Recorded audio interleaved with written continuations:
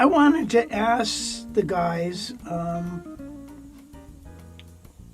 why, we did a couple of videos on the Samick guitars, and they kind of went somewhat viral. They got like 100,000 hits on them. And do you think it's because of they say cheap or what? Or are people really looking for a lot of inexpensive guitars because they want multiple guitars, You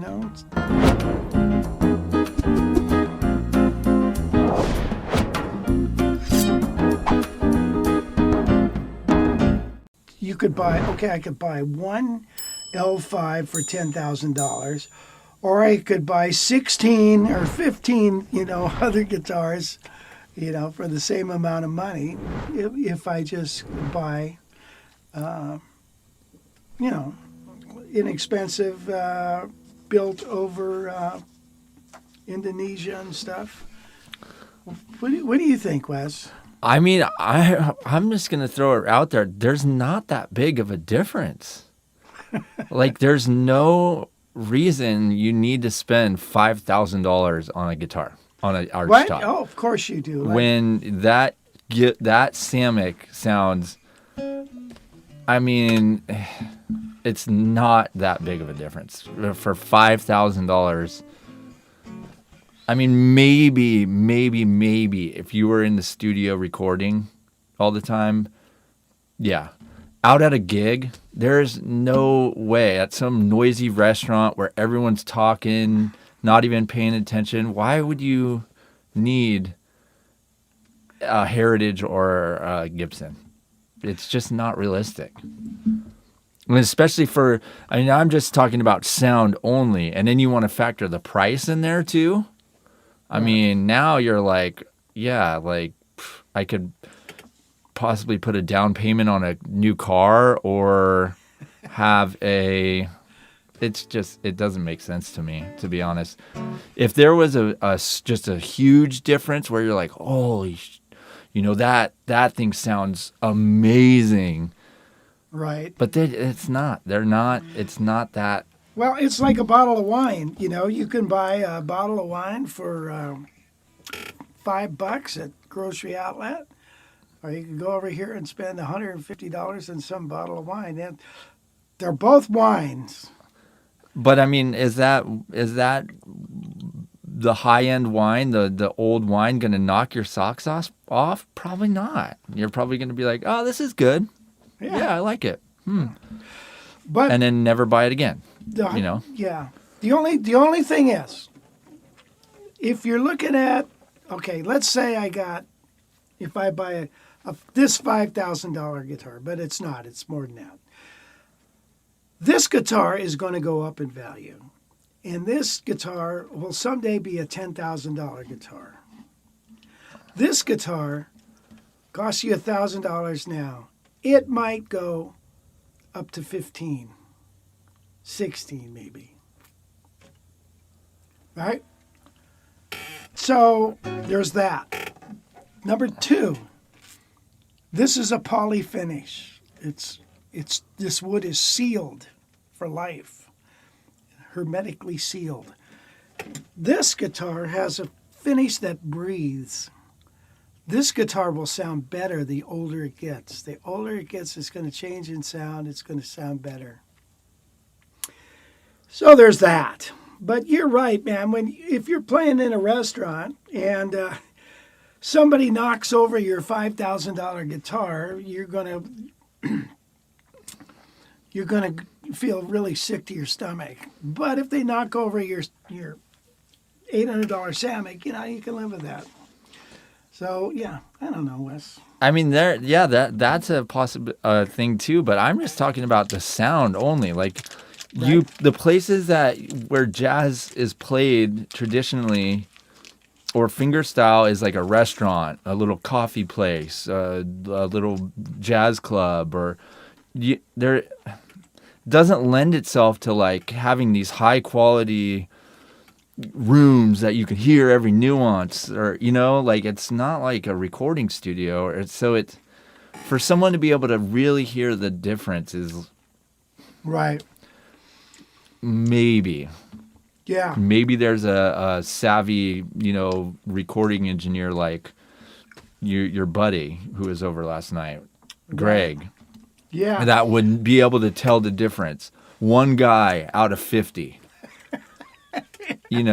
Right. but like, there's not that big of a, I mean, it's like this. I mean, okay, so say you buy a Telecaster USA custom shop, right?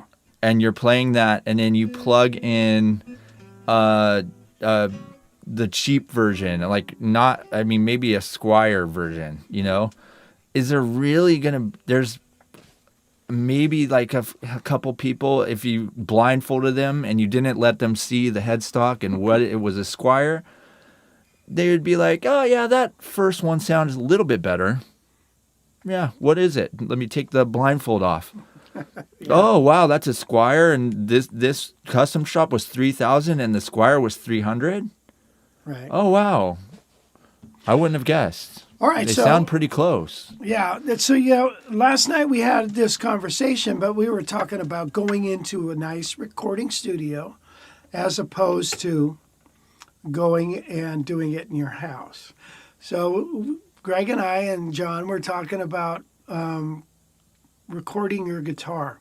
Now, let's back up a little bit and talk about recording drums. Recording drums in a nice studio with very expensive mics and the ambience of the room is something that is very, very hard to recreate in your house. So, yes, that would be the way to go. But now let's talk about vocals. If you have a decent mic,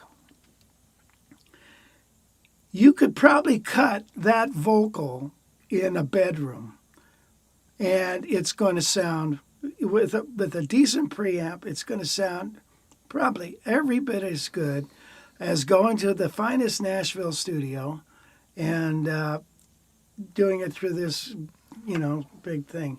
Now, Greg, he ought to know, right? Because he's been there. So he said, yeah, you're going to hear a difference, but is it enough to really warrant it? Now, what about guitars?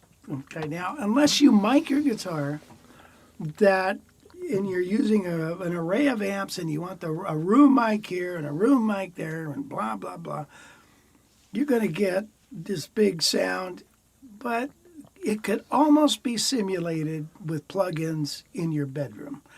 So, now, is it worth it to do that? Well, for one thing, it supports the industry. So it is supporting, if you got the money, it's supporting that company. And it's like people hear on recordings, they hear with what they read. Oh, wow, this is recorded at about Lion's Share or something, Oh, yeah, wow, that sounds good. People hear with their eyes, too.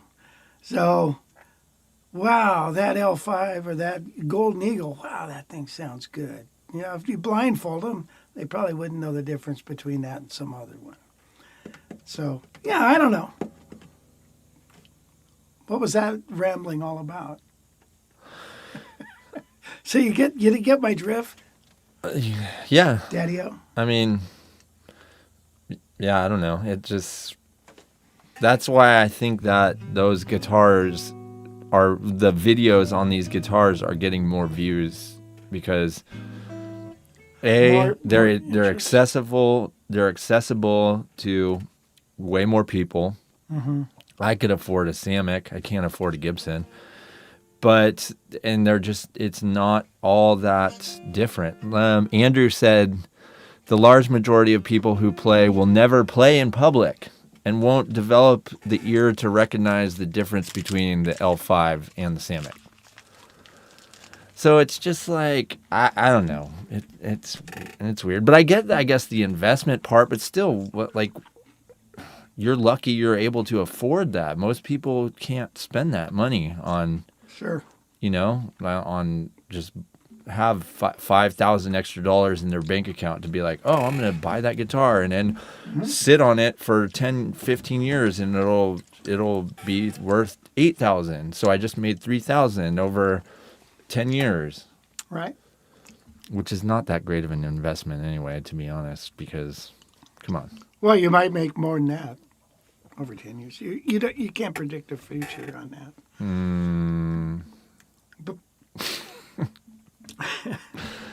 all right. Well, it's like all of a sudden you buy a $5,000 175 and then you think in 10 years it'll be worth 20,000? Well, doubtful. Yeah. Type in 175s on Reverb and look at the price spread on those things. I saw one. I thought, wow, this interests me. You know, it's a good deal. $10,000 for a 175. It's like, but it's got the original P90s. And look at some of those prices on those guitars. That's the one down there in the corner there, the one pickup, $10.99. You know, I think that's a 61 with the original PAFs, you know. Now, the 175 is like the workhorse guitar, right? Look at that one, $1,500. What is that? It's a 1956. Okay. So they're not, it's like buying property too. They're not going to make any more 1956 original guitars. It's like collecting a coin. Mm-hmm. This one's sweet right here.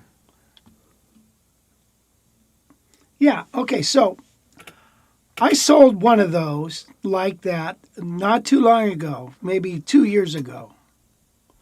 And I think I sold it for $3,500. Yeah, and should have kept it.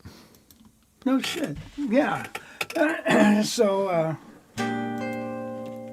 you never know, Wes. That's a, you know. But they aren't making any more of the original ones of those. So it has a collector's value. Theoretically, you could play the guitar and be paid for it in a couple of years for playing it. So there's two sides of every story. Who knows? But it's got to do what's right for you. You're not going to be able to do that if you flat out can't afford it. No, that's I think the issue is like. No. And you know when mortgage, you know, it really made the prices of guitars go up is during the mortgage when it was so easy to refinance your house and all that. You know, you just had to be a warm body, and then. Now all of a sudden, these vintage guitars are being bought up. And first, before that, it was Japan. Japan started buying all these guitars. They had, I don't know why, they're buying all those vintage guitars. Then their economy kind of pooped, and they came back here. And then we had that refinance boom, and then people here were buying them like crazy. Yeah. We should do a blindfold test.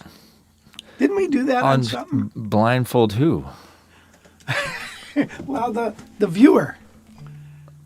We know what we need to do is get someone else over here who can play jazz and blindfold you and see if you can tell the difference. That's what we need to do. Let's do that. Because let's do that. Yeah, then we would actually be, you know, proving something here. Hi, Rich here again. I just wanted to say thanks for checking out my videos. If you like it, hit the thumbs up button. And if you haven't already, please subscribe to my channel and sign up for those notifications so you can see all the cool guitar videos we put out each week. If you want more lessons right now, I have hundreds of them at guitarcollegelibrary.com. Check out our low-price monthly streaming memberships. And if you want to learn jazz, check out my course, Jazz Guitar Improv. I take beginner jazz players and get them playing awesome solos on the fly. You'll see the link for the JGI course in the description below. Hey, thanks again for watching my channel. We'll see you again real soon. with a new video.